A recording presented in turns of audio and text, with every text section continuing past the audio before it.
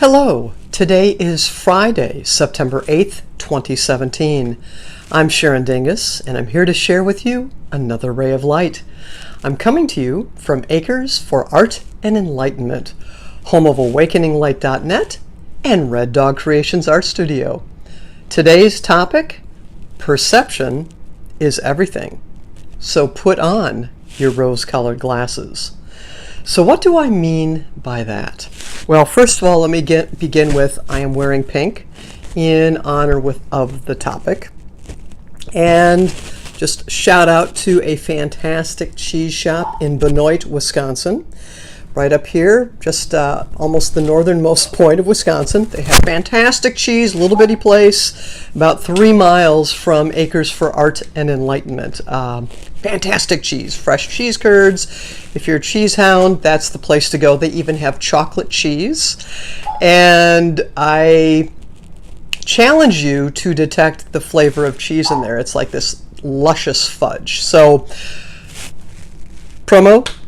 Visit Benoit Cheese House. If you're up in northern Wisconsin, it is well worth the trip, even if you're making a journey over from Duluth or somewhere else.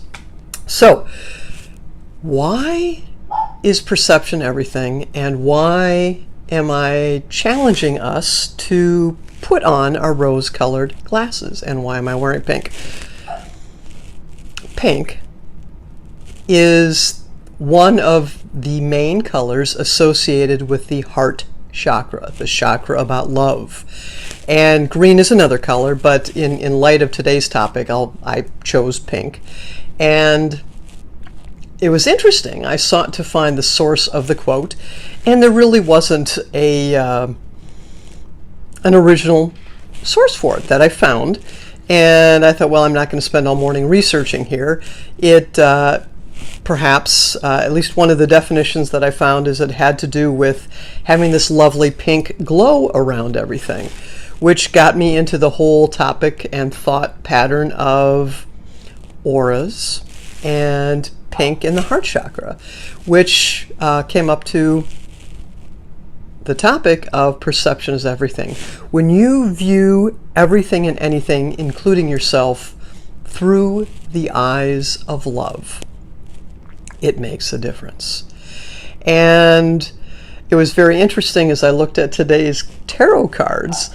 2 of them in the high position is our buddy the Hanged Man in his normal position, but one of the things you may notice is he has bright red eyes. So perhaps he is viewing things through his rose-colored glasses. Likewise, on the western horizon, we have the 2 of Cups reversed.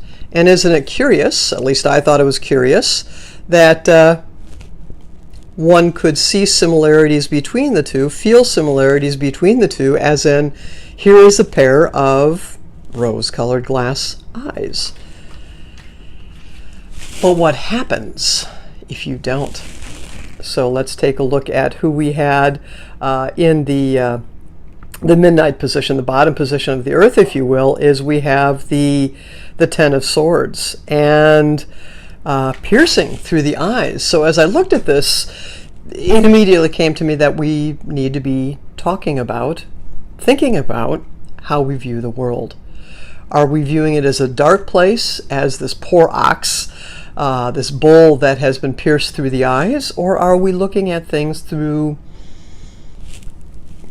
softer, more loving eyes? And I don't mean just visual eyes either. Is the perception of, again, we've talked on numerous occasions about your vibration, the ripples that you send out to others and the ripples that come into you from others, whether it's humans, it's animals, it's plants, it's places, it's organizations. It could be where you work. It could be where you go to work out. It could be your church if you go to church. It could be your neighborhood. Any of these things. How we view it colors the way it actually works for us. And so many things can go wrong in our life or be challenging in our life. And it is about our perception of it. It can be hell and back, right? We have people who are, and animals who are being evacuated from fires, from floods, from hurricanes. Even the plants have sentience. But focusing mostly on humans and animals for this discussion it's terrible. It is loss of home, it is loss of life, it is loss of livelihood, loss of possessions, any number of things. So I in no way seek to negate or to play down the emotional and physical and financial devastation and upheaval that can take place. My prayer, my intention is that through all of this, for the people most directly and animals most directly affected by these situations, is that there is light that comes from this, that there is love and understanding and gifts that do come from this destruction. Talked earlier this week about the rallying of people to assist. I had a friend who shared a video, I think it was of Houston, where there was a place that people could go. I don't recall if it was a gymnasium or quite what it was, where some of the people had gone to escape the flooding. And people broke out in spontaneous hymns, and just that love that you could feel while watching that video. A very adorable one this morning that I looked at was with Key West in Florida, and the chickens and the roosters, and how people had found a way. It was adorable.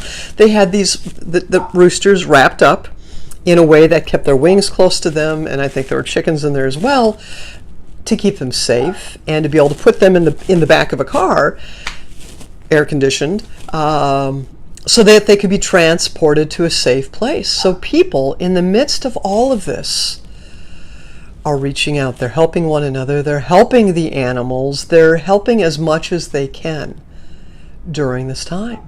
And so, catastrophes, natural disasters, man-made disasters, some of these might be man-made, who knows?